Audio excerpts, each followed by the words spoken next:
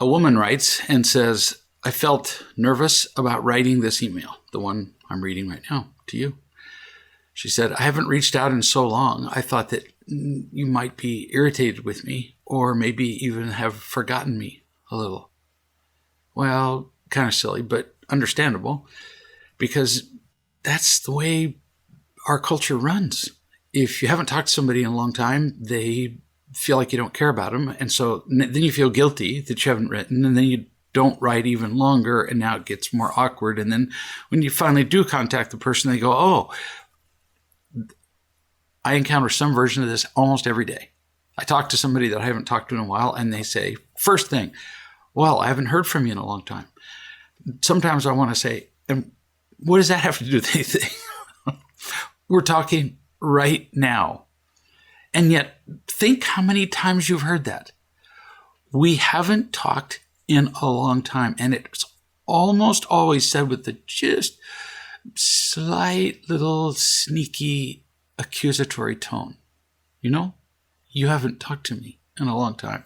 This is especially true with family members. And so you've learned that. You haven't written to me in a while, which I was unaware of. I just assume people are going to write when they want to write. And now you feel bad just like other people have made you feel bad. Obligation's a really unfulfilling way to live. You continue.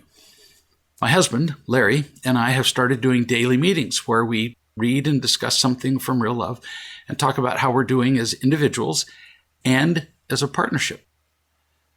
It's been a great way to reflect on myself and to pay attention to how I'm feeling. Well, dang, kid, good for you.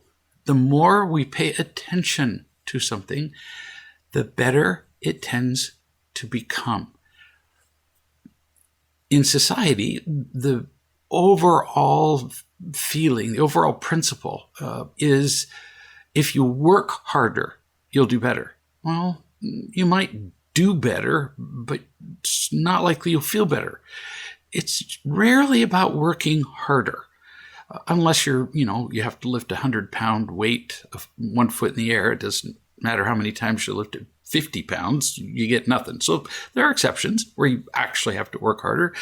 But emotional work, it's not about that. It's about awareness. The more we pay attention, the better it tends to become.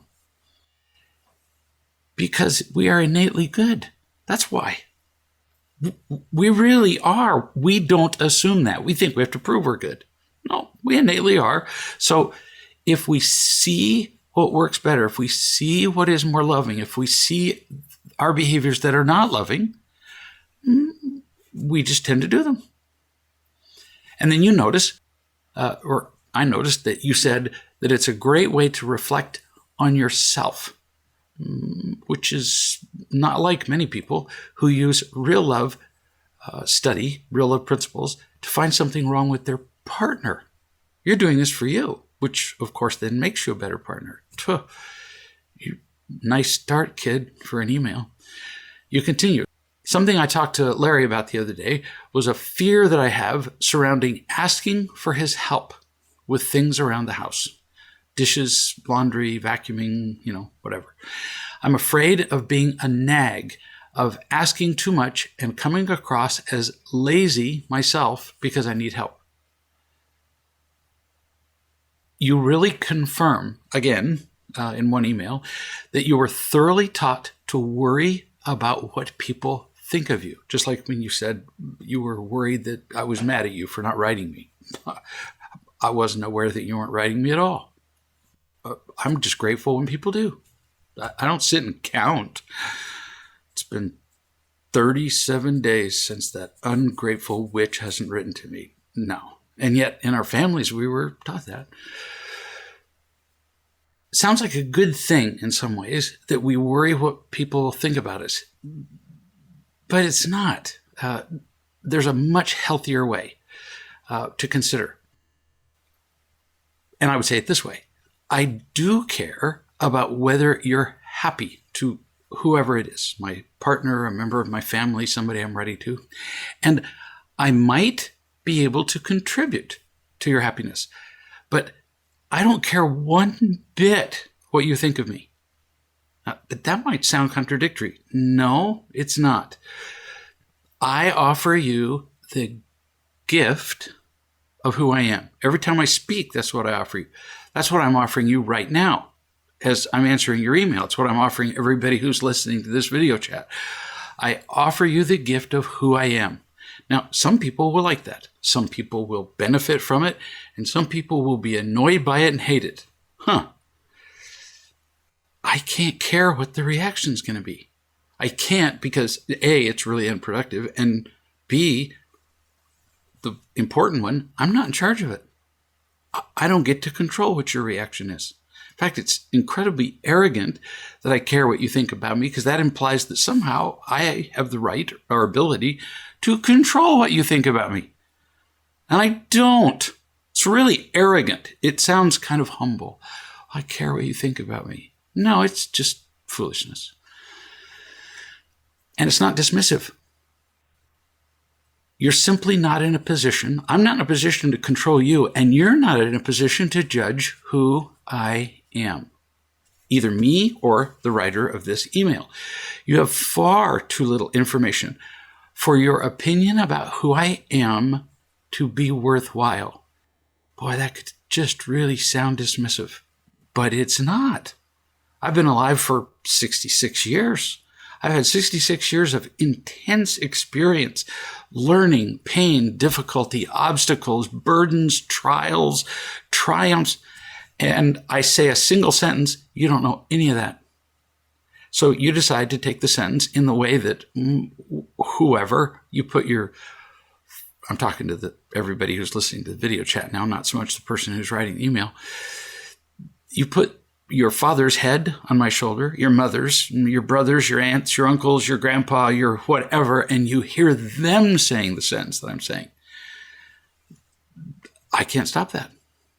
Or you actually hear me. And even if you don't put anybody else's head on my shoulder, how could you possibly know all the things I mean by a given sentence?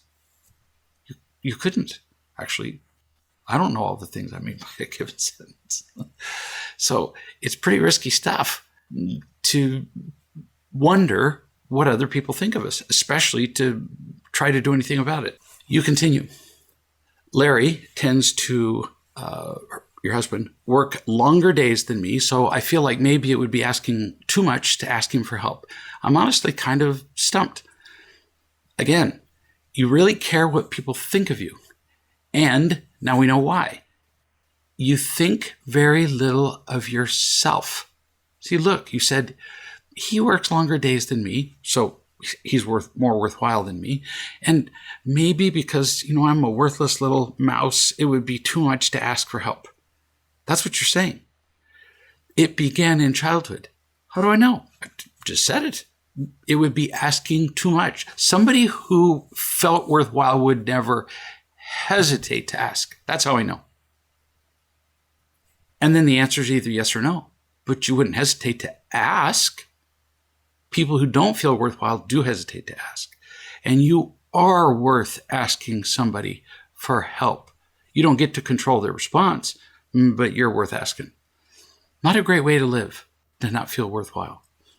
You say, when Larry and I talked, I said I would just try asking him to do the things that either I don't finish or that I didn't get to during the day that I would like done. And then he gets at least an opportunity to choose whether to do them or not. Because currently, I just wish that he would do the things. Then I don't ask him to because I'm afraid of becoming a naggy wife. And silently, I continue wishing that he would help me. Oh, well, this is going to not end well. First, you're really afraid to ask your partner in life for help. Yeah, that's really not good. So you don't feel like a partner, so you wouldn't act like a partner, which means you're not one. You're not a partner. And so you couldn't possibly have one. Your partnership would really suffer from this feeling that you have of not feeling worthwhile. Second, that approach you just described about hoping for help never, ever works.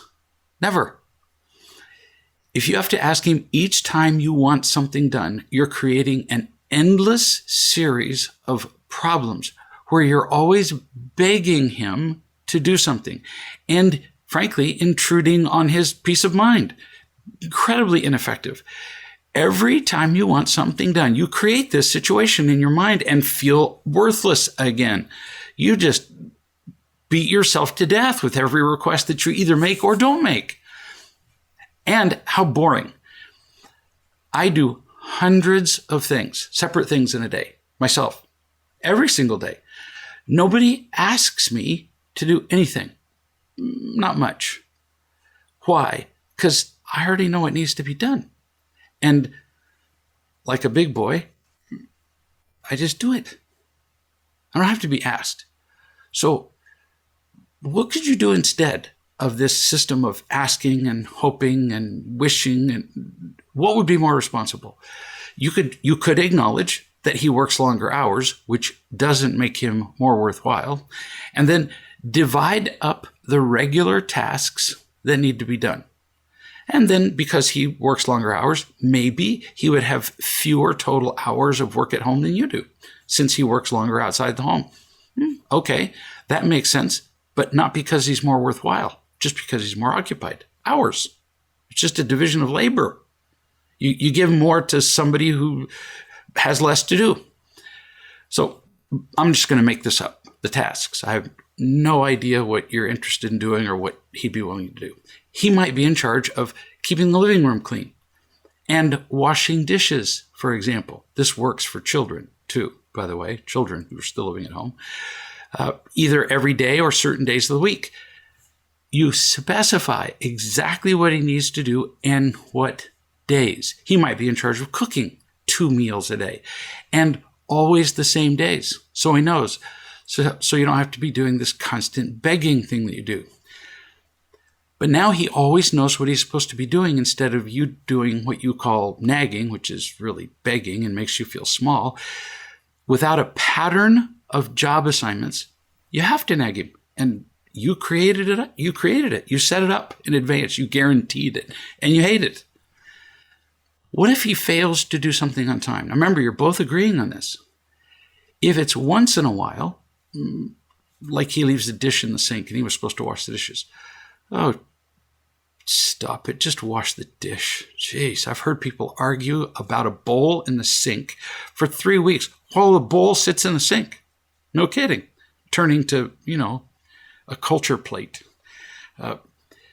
Pick up the sock. Whatever little thing it is that he forgets to do, just do it. It's not worth negatively impacting your relationship. It's not worth you feeling small and him feeling irritated. Now, if he regularly fails at executing a responsibility, then you already said you two meet together to talk about yourselves as individuals and about your partnership. At your next couples meeting, which hopefully you'd be having at least once a week, then you talk about it. In the last couple of weeks, I've been picking up your socks fairly regularly as they've been hanging out of the toilet bowl. Did you realize that? See, no nagging. Just here's what I've been seeing, and you may not even realize that you leave your sock hanging out of the toilet bowl. See how much better this works? He knows his assignment. If he forgets occasionally, who cares? If he forgets a lot, you bring it up at the meeting. And now you feel like a partner. How about that? And you're not begging and you don't feel small. You conclude. What do you think would be a good way to ask for help around the house? How can I combat this fear? What kind of truths should I remember? We talked about that. But mainly remember that you two are partners. Partners. You're not the nag. He's not the lazy one. He's not the worthwhile one, and you're the small one. Yuck, all that just icky. There's no fear between partners. Ever. And both members contribute as well as they can. In fact, both members are always looking for ways they can better serve their partner because you love each other, not out of duty or obligation, which is clearly the way you were raised. Not your fault, but now you get to change it. How cool is that? New subject. This person says, I'm a tutor, and I teach this adorable 10-year-old boy, Kane, who has an overbearing, critical mother. During our teaching sessions, he tends to pick the skin off his feet and eat it. And then the writer says, I know, yuck, right? And I'm going, no, actually, boys that age mostly pick at things and eat them. So yeah, maybe yuck to an adult, but to a 10-year-old kid, it's, I don't know, an appetizer or an after dinner treat, whatever. You continue. This is what I'm thinking about saying to him. Kane, that's just a nervous habit, and you don't need to do it right now because you're safe here with me. End quote. Do you have any other suggestions that I might use with him? Yeah, in this case, I really do. What you say is really delightful. I have said such things to people on many occasions. Like if they're lying to me, I might say, reach out and touch them and say, you don't need to lie with me. You don't need to lie to me because you're safe. So there's no purpose in lying. But in this case, leave him alone. He's 10. Just love him. You said he has an overbearing mother. So we already know that all day long he hears don't and no. All day. Don't do that. Ooh, stop that. Quit that. Be careful. Enough to make you crazy. You're there to love him and, in your case, professionally, tutor him. And maybe teach him some emotional principles by your example. Leave it alone. So when he does it, you might put a hand on his shoulder, like while he's picking his feet, and say something like, I really enjoy being your teacher. Will he form an association between your loving him and his picking his feet? And then stop it? Maybe. But I don't care. You don't make any reference to his picking his skin. In fact, the more you do, the worse he's going to feel, and more likely is he's going to pick his feet. Actually, older people, that's a form of actually self-injury. People pick at lesions on their face and elsewhere. It's kind of like a version of cutting. But for a 10-year-old boy, like I said, it's an after-dinner treat. You continue. I just thought of something. One time he was standing next to me as opposed to sitting, and he didn't have the opportunity to pick his feet. Maybe I could stop him from picking his feet by just having him stand. So notice you kind of have an attachment to him not picking his feet, which is actually of more concern than his picking his feet. His feet are going to continue to grow. Very unlikely he's going to kill himself picking his feet. Leave it alone. But if you have a need for him to stop picking his feet, he'll feel that. He'll feel your disapproval. His brain won't go, oh, she really hates it when I pick my feet. Well, unless you say it. But he feels your sense of disapproval, and he gets that all day long from his mother. So he's already sensitized to it. So let it go, kid. Really. You conclude. Actually, he was practically standing on top of me. He was getting into my personal space on a day when I needed distance. I asked him to move away a little bit. Maybe I shouldn't have done that. I'm not going to tell you what you should or shouldn't have done. The phrase move away to a kid who's being controlled and criticized all day long would feel like a knife. It would, just would. His mother would say that. I can give you options, alternatives. I'm not going to tell you you shouldn't have said that. You could, when he gets standing right in your personal space, baby, what a compliment. He feels safe with you. Do you think he stands in his mother's personal space? I'll bet you a dime he doesn't.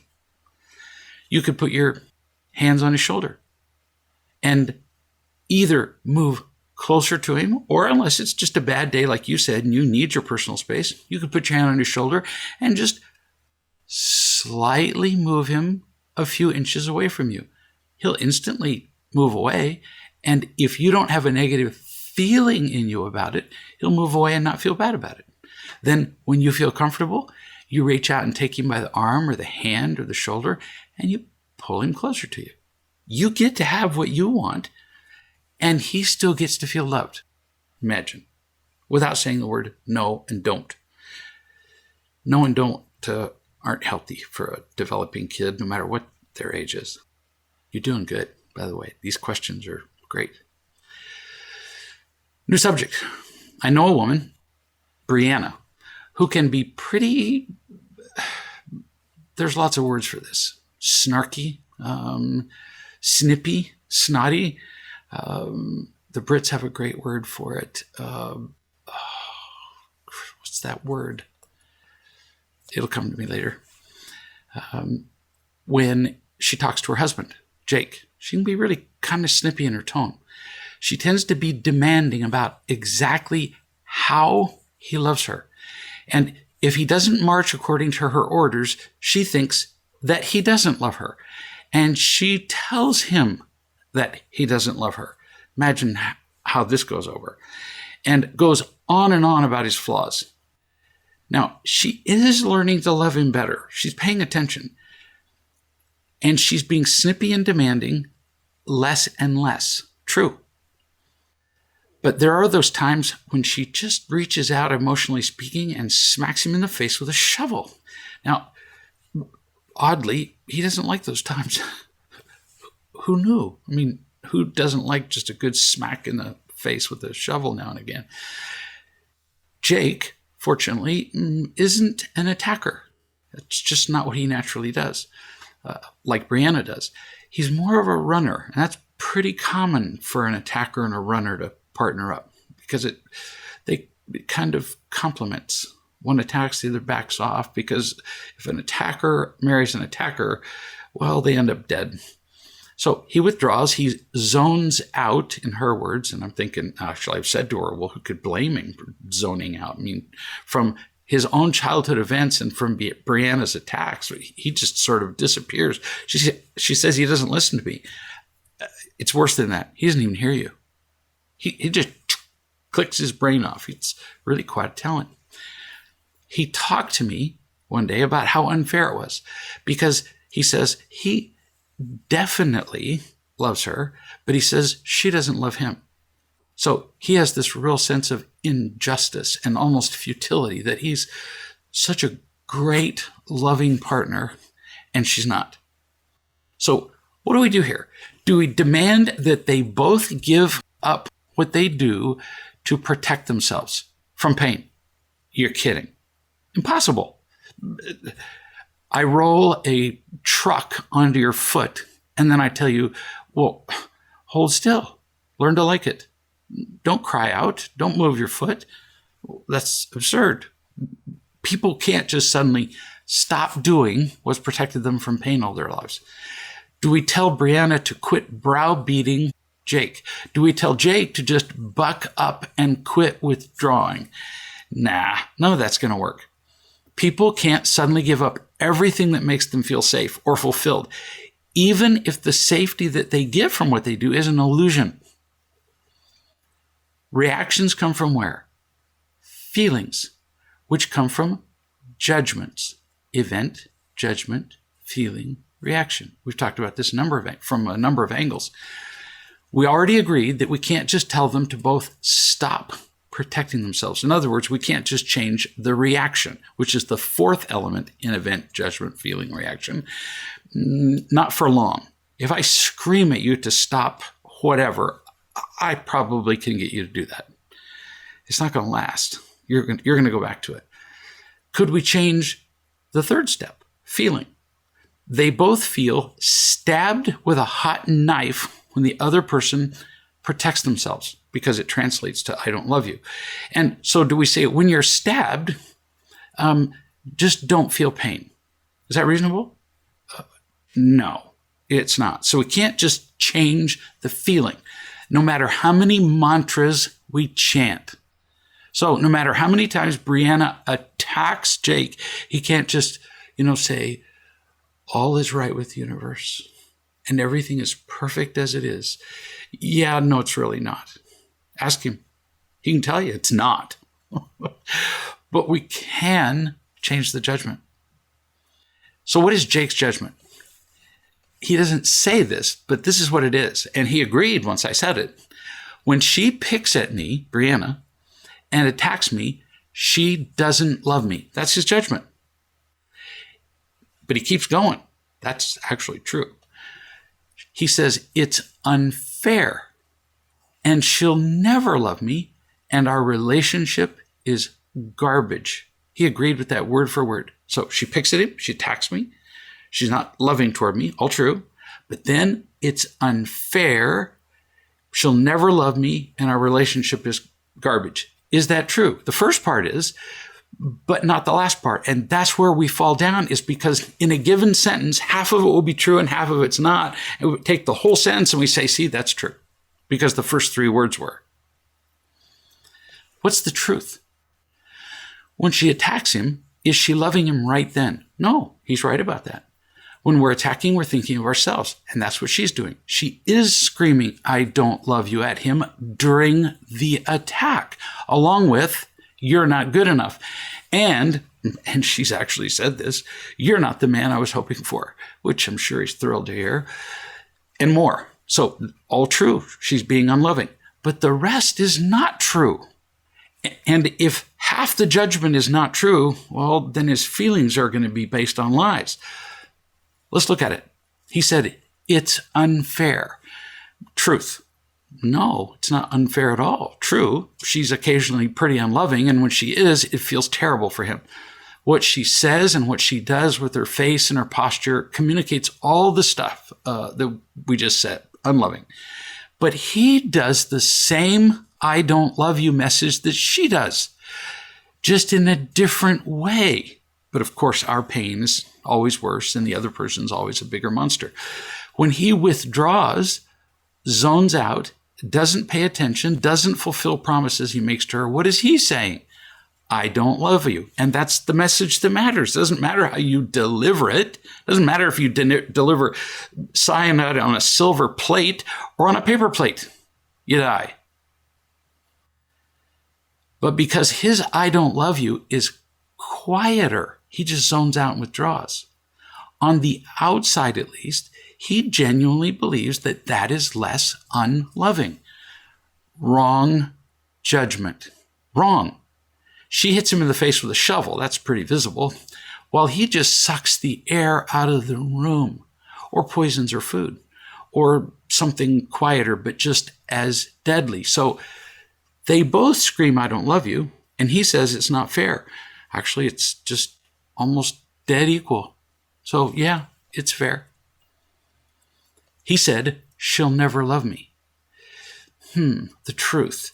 Well, she's not loving you perfectly. Not right now. We have a tendency when things are bad to think, and this has been shown in multiple studies, behavioral studies. When things are bad, we tend to think they always were and always will be. Not crazy. They've studied it over and over again. It's hot. They've artificially increased the temperature of the room, and it's hot and miserable and muggy, and people are sweating, and they say, how do you like your job? It's just always hot and muggy and sweaty. Even if it's been like that for one day. No. Whether she learns to love him and whether he learns to love her depends in great part on what he does. So here he's saying she doesn't love him, and it turns out he's holding a key. If he learns to love her, then it's going to change everything. And then he said, our relationship is garbage. Well, with all the conflicts in given moments, sometimes, yeah, it is. But the truth, no, because you can both do something about it and turn it into an oasis. It's proven all over the country regularly. You can turn a landfill into a housing development. You can turn a landfill into a park. And maybe you have a landfill now. So start doing something about it. Bring in the dirt, plant the flowers, whatever it takes. The real bottom line truth is this. Jake maintains that he loves Brianna even when he makes mistakes. That's what he maintains. But he doesn't allow her the same privilege of making mistakes. If you don't hear yourself in this story, you're not paying attention. We think everybody else's mistakes are worse. No, he says hers are awful and his are, well, understandable. They both talk about how the other person doesn't love them. The truth is that they're both doing their best to love each other. It's not perfect. In fact, it's really far from perfect. And sometimes they don't love each other at all. But overall, they're trying. Overall, they are loving each other, just flawed. And they're trying and learning. That's the best you can do. Even though at individual times it doesn't look very good. What's the lesson here? See all the truth. See the judgments. Change the ones that are lies or partially true, which will then change your feelings and then change your behavior. And then you keep working on that. You keep bringing in the dirt and keep bringing in the trees and turn your landfill into an oasis. You can do it. New subject. This is from a woman who's been practicing real love for some time. Her mother is a raging, unpredictable woman, critical, angry, demeaning. The woman that I'm referring to, who's been practicing real love for a while, is married. And understandable, since she was raised by a raging, unpredictable woman, she herself is critical of her husband, kids, everybody. She has a desire to really change things, to really get it. She kept being sensitive about things that were being done to her. She kept noticing what works, what doesn't work. In other words, she was paying attention to her growth. She said, I'm becoming far more aware of my unloving behaviors. What a beautiful sentence. That I see it comes naturally for me to criticize or correct other people, and often with frustration. Well, that's a really great beginning, kid. Really important to see. And notice, you're just stating how it is, not I feel guilty, I feel terrible, I'm an awful person. Nope. I'm just more aware of my unloving behaviors. There's a lesson there for every single person who's listening. You don't need to feel bad about them. Oh, if you want, take 10 seconds out and just feel really bad. And now we're done. She continues. I have a high set of standards for other people, which is pretty laughable, considering that I'm being unloving a lot of the time. Yet I want to be living a loving life and helping others to do the same. Well, to some extent, kid, we're all hypocritical, all of us. We claim often to be what we want to be. Why? It makes us feel better. Who wants to say I'm irresponsible and unloving and unkind and kind of lost and stupid? Who wants to say that? So we set our ideals and then we say, I'm that, or at least half of that. It makes us feel better. And it sets up a little hypocrisy. And as long as we're working on ourselves, oh, who cares? So if somebody says to me, you're a hypocrite, I go, no news there. She continues. You have told me before, she's talking to me, hallelujah, that I can even see that I'm hypocritical. I can even see my flaws. I don't need to feel guilt, just stay aware. I find it hard not to feel guilty or bad about myself. Yeah, you were raised by a raging, critical mother who told you were, with her tone. She said, when you make mistakes, you're a bad daughter. You're a bad human being. So yeah, when you make mistakes, the inertia of your past is enormous. You're trying to leave the gravity well of a black hole, which is where you were raised. There was no love. There was no love. There was no light. There was no nothing. And you're trying to escape the gravity well of a black hole, which is supposed to be theoretically just about impossible. And you're finding that the gravity pulls you back into the ways of the past. Well, gee, no kidding. You said, you reminded me to weigh the extensive damage that was done by my mother of being absolutely crushed. I learned all of my default behaviors by watching the example she set day in and day out all of my childhood. I got to relax. That's really fun to read. I usually spend all day saying relax, and here she's saying it. I got to relax and not feel bad about it.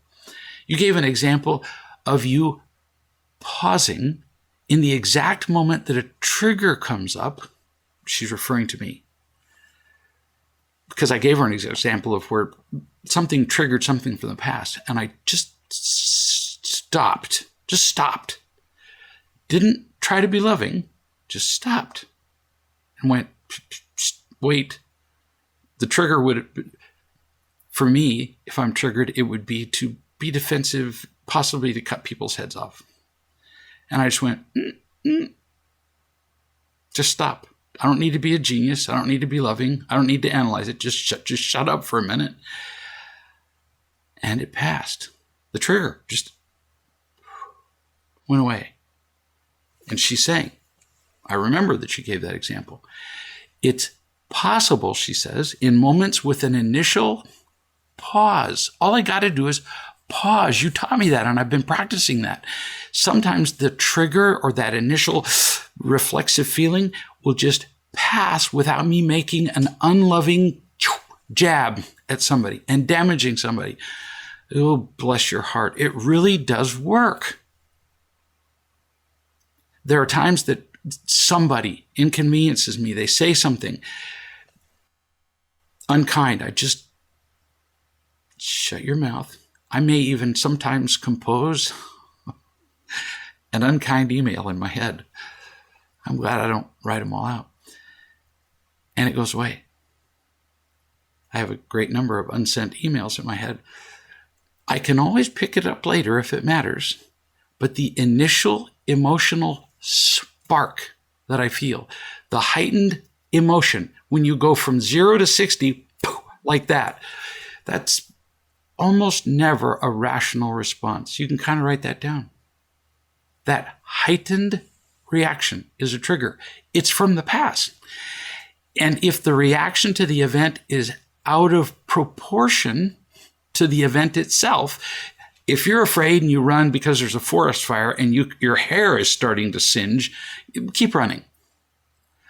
But if your reaction is out of proportion to the event, like you're getting angry because somebody cut you off in traffic, which I saw today, then pause, just stop. And it'll either pass or you're going to see what it was. You're going to see that it was related to the past.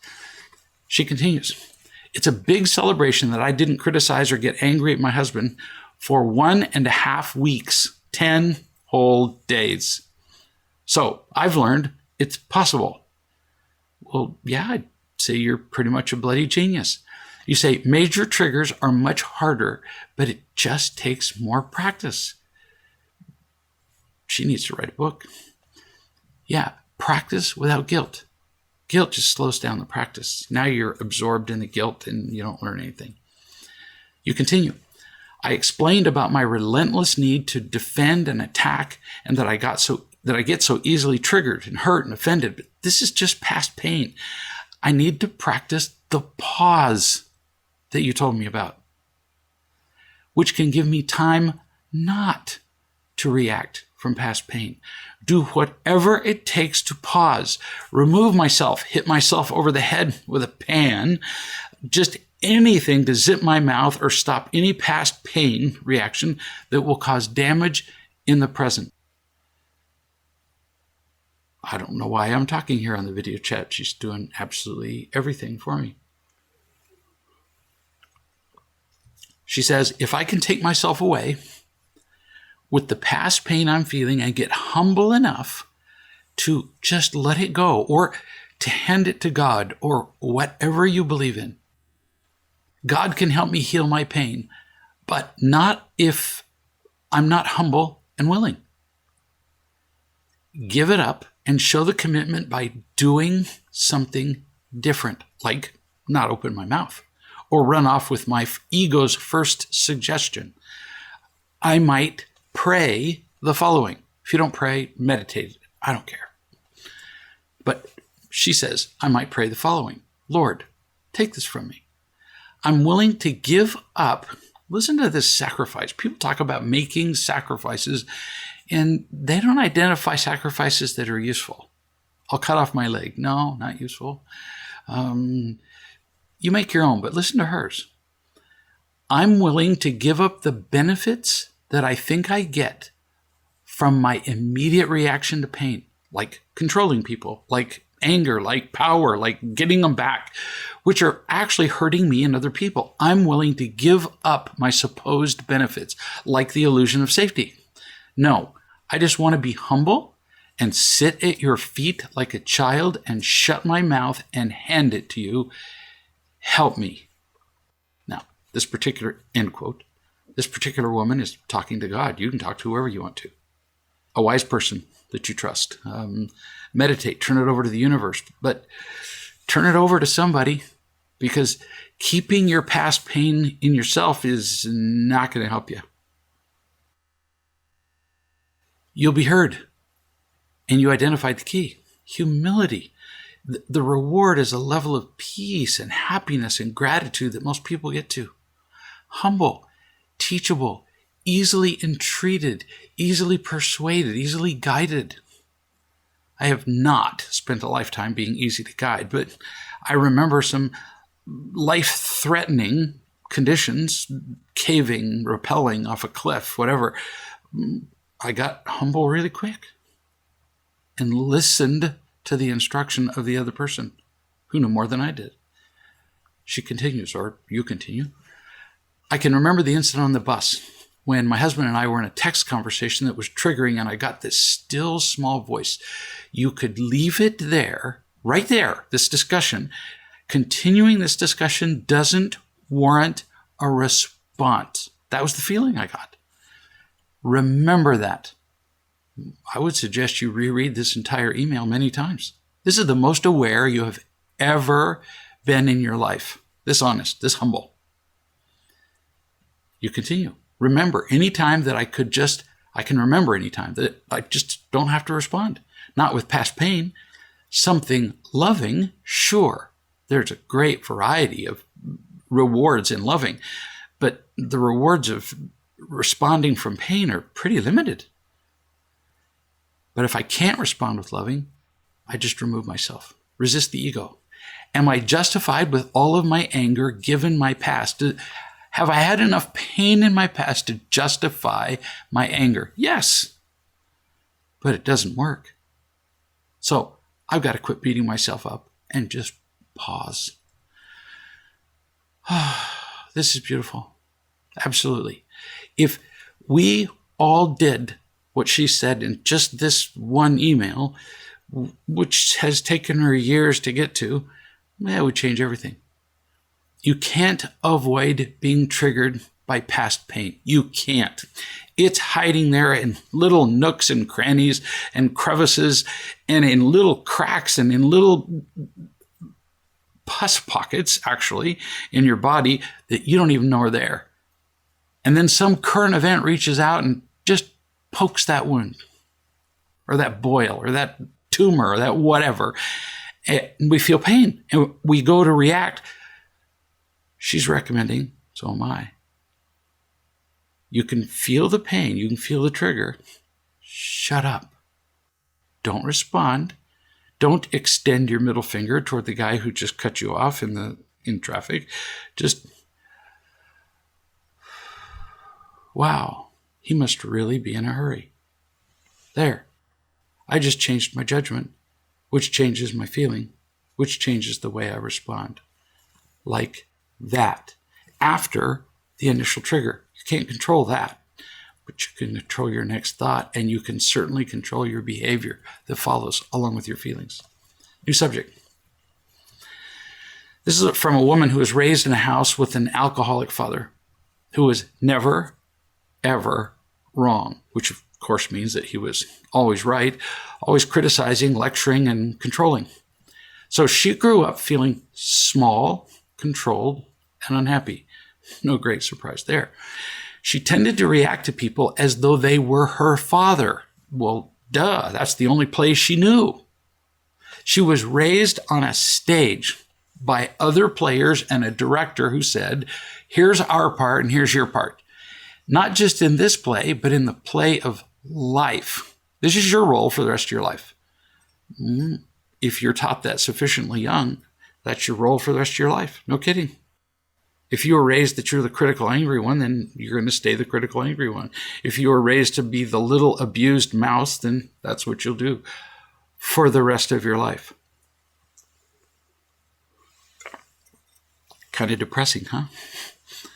So she tended to react to everybody with her role, defensive, feeling small. I suggested that she write a list of lies to let go of around her not feeling worthwhile, which would lead her to these lies that would lead her to put her dad's head on people's shoulders.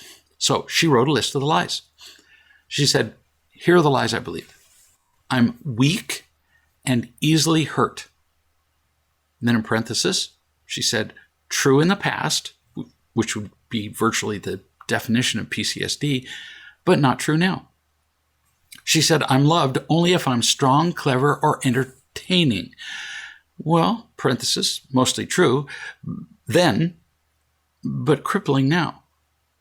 3, I'm trapped because other people can hurt me if they disapprove of my actions. True then, not now. 4, nobody really wants the best for me. They just want to use me to make themselves feel stronger. Really true. In the past, her father uses everybody to feel better about himself. Just crushes people, squeezes them till they die. But it doesn't have to keep being true now. All of these things, all these triggers, all these originators of PCSD, they were all true. Kids don't make this stuff up. It really happens to us. But then we get stuck in it. And we don't realize until we see an example of it, till we have a guide. I didn't realize you could descend into a bottomless hole in a black cave until somebody showed me how to do it. Now I can. We need to be shown things that we don't know. If I've lived in a cave my entire life, I need somebody to guide me to the opening and show me that there's an entire world out there. Or I believe I live in a cave. She says, number 5, other people's reaction to me is the truth. Not what people in real love tell me is true. That was true then. That other people defined who you were, but now that they don't need to define who you are. Loving people can help you see who you are. They won't define who you are. A truly loving, wise person won't tell you. They might tell you about a gift you can't see, but you're going to have to figure out who you are, which you can only do in an atmosphere where you feel loved, where you feel genuinely safe. They can do that. And then occasionally guide you here and there. But they won't try to boss you like the people in your life have previously done. This is beautiful, what you've written. I hope you keep reading it. Of course, you keep putting your dad's head on other people's shoulders. He taught you the way the world is. The whole world. As a little kid, you don't say, well, this is how my family is. Your family's the world. So your dad defined the world. Your dad was God. He taught you who you are. And because you were a really smart kid and a good learner, it sunk in deep. So the smarter you are and the better you learn, the worse it is almost. It really takes a complete revelation, a complete reorientation to life to change what you learn early. Second, changing it. Get this slowly. And I'm going to do it again on another chat. The instant you feel tension, actually, I think I'm actually referring to the person that we talked about earlier in this chat.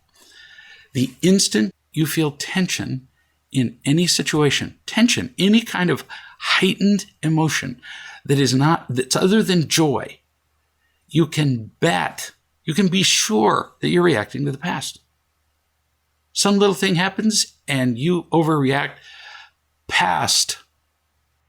So the instant you feel anything less than peaceful, Immediately pause, like the lady said just a little bit earlier, or excuse yourself so you can go to another room for whatever. I'll be back. I'm going to the next room. You don't need to give a reason. You don't need to justify your existence. And you remind yourself that any exaggerated emotional response is from the past, and the past is gone. It's over. This is different. You're stronger. You are a different person. Life is different from what you were taught. That's an important truth. And pretty hard to get across to people because they really believe that their lives are what they were taught. Why wouldn't they? New subject. From a woman experienced with real love, she invited her family to visit her in her home for 10 days. And she said, here are the lessons she learned. Number one, in large groups of people, be present as much as I can and leave before I'm empty. That's genius. I get a call from somebody every single day describing a circumstance where they completely emptied out. And I'll ask them, so if you had to look back on it, you're going into the situation, we're starting over. Look at the situation. Here are 15 people. They're likely to judge you. You're likely to feel judged. How long do you think you can tolerate that situation of being judged by 15 people? Ooh, for about 3 minutes. How long did you stay? 3.5 hours. Well, we would call that dumb. When we intentionally put ourselves in a situation where we know we're going to empty out. Listen to what she learned. Large groups of people, be present all I can for as long as I can, and leave before I'm empty. I do that all the time in a room of people. I don't even wait for tension. If my mind starts to wander, I go, well, I'll be back in a little while, and I go out and shovel gravel or whatever. I did that this morning. Who doesn't shovel gravel every day? I don't get it. 2, she says, in large groups of people and social events, check in with my partner. She has a partner. Every 20 to 30 minutes. Why? Because, let me think, your partners. I'm in a partnership. Me. I really like my partnership.